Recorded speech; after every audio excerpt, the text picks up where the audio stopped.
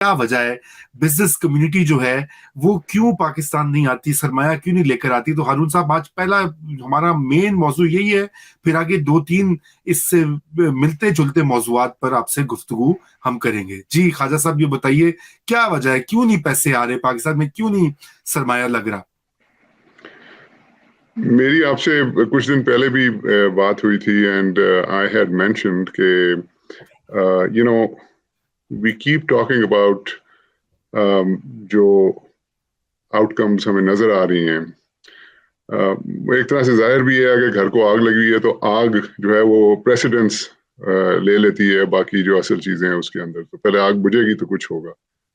लेकिन इन्वेस्टमेंट आपने सवाल किया, ये भी एक आउटकम है ऑफ अ बिगर प्रॉब्लम जो कि कोई एड्रेस नहीं कर रहा। मैंने लास्ट टाइम भी ये बताया था कि पाकिस्तान का जो असल इशू है it's a pretty broad spectrum, और उसको Pakistan is suffering from a governance crisis, और इकोनॉमी जो है it's just one part of that governance crisis, it's perhaps an outcome of that crisis. और आप टीवी लगाएं, किसी अखबार पढ़ें, किसी भी जगह पे किसी से बात करें तो एक ही टॉपिक डिस्कस हो रहा है और वो इकोनॉमी है। और मैं समझता हूँ कि definitely economy is one of the major issues, लेकिन जब तक हम ब्रॉडर पर्सपेक्टिव में गवर्नेंस के इश्यूज रिजॉल्व नहीं करेंगे तो इकोनॉमी वगैरह और भी बहुत कुछ जो पाकिस्तान की चीजें हैं वो ठीक नहीं हो सकती। Coming back to your question about investment, देखें इसको थोड़ा समझने की कोशिश करते हैं। मैं कोशिश करता हूँ आसान अल्फाज में कि इन्वेस्टमेंट क्यों ज़रूरी है किसी मुल्क के अंदर। पहले तो देखते हैं कि पाकिस्तान में होता क्या है। आई मीन, आपने सुना होगा कि हमारे ट्विन डेफिसिट्स के बारे में सुना होगा। तो इकोनॉमी की बात करें तो मदर ऑफ ऑल प्रॉब्लम्स जो हम अपनी इकोनॉमी की कह सकते हैं वो है फिस्कल डेफिसिट। यानी कि हम जितना एज ए नेशन जितना रेवेन्यू रेज करते हैं हम उससे कहीं ज़्यादा खर्च लेते हैं। सो मैं आपको अप्रॉक्सीमेट नंबर्स के अंदर बताता हूँ।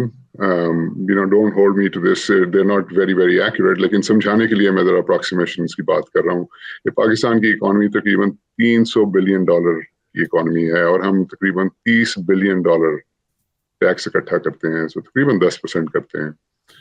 और करना कितना चाहिए? करना तो 18-20% कम से कम करना चाहिए, लेकिन हम कहते हैं चलें 15% तो होना चाहिए एक बेयर मिनिमम, तो $45 अरब इकट्ठा होना चाहिए।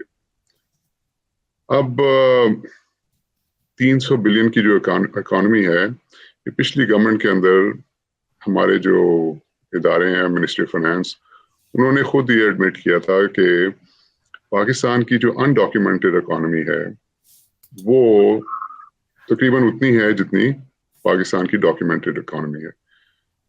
इसका मतलब ये हुआ कि टोटल इकोनॉमी 300 बिलियन डॉक्यूमेंटेड और 300 बिलियन अनडॉक्यूमेंटेड, 600 बिलियन की इकोनॉमी है। इकट्ठा कितना करते हैं टैक्स? 30 बिलियन, 5%। सो इफेक्टिवली हम 5% ऑफ आवर इकोनॉमी इकट्ठा कर रहे हैं, विच इज रियली अनएक्सेप्टेबल। और करना कितना चाहिए? As I said, bare minimum कम से कम 15% तो करना चाहिए। तो आप देखें 600 बिलियन का 15% $90 बिलियन, यानी कि तकरीबन हम इकट्ठा करते हैं 7,500 अरब। वो भी बड़ी मुश्किल पड़ी हुई है उसको इकट्ठा करने में। पोटेंशियल कितना है? 22,500 अरब पोटेंशियल है, ये किया जा सकता है। That's where we are standing.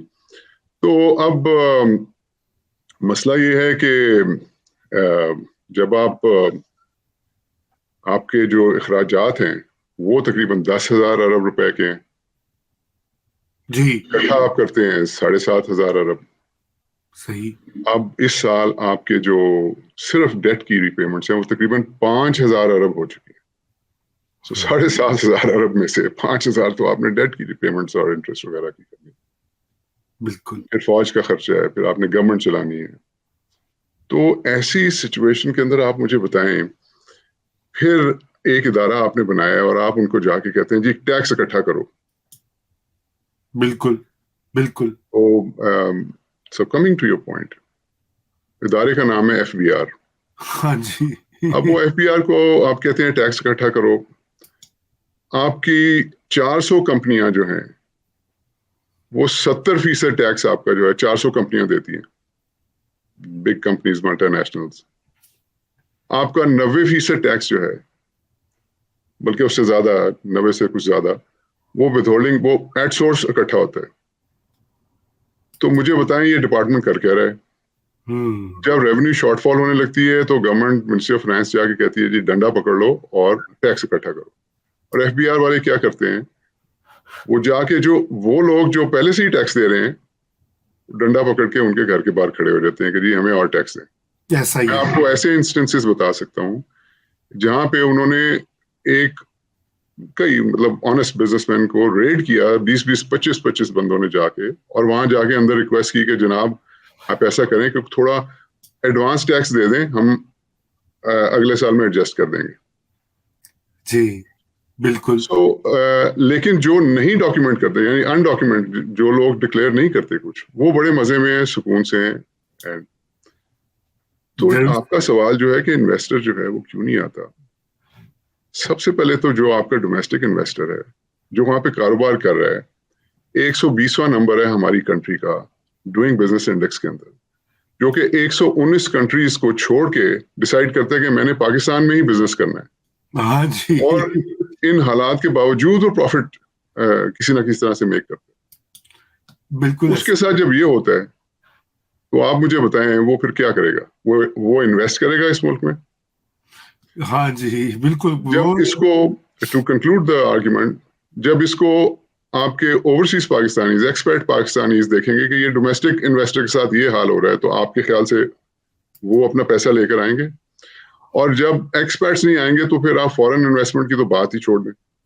درست.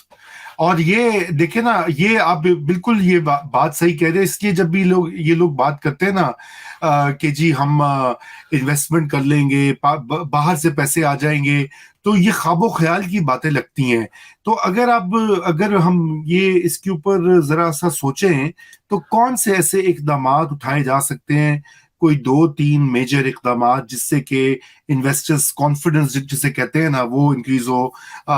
مثلا یورپ میں, امریکہ میں اور جگہوں پہ جہاں پاکستانیز موجود ہیں جن کے پاس سرمایہ ہے یا سرپلس ہے, اور وہ اپنے ملک میں کیا 2-3 چیزیں اہم فیسیلیٹیٹ کرنے کے لیے خواجہ صاحب ضروری ہیں؟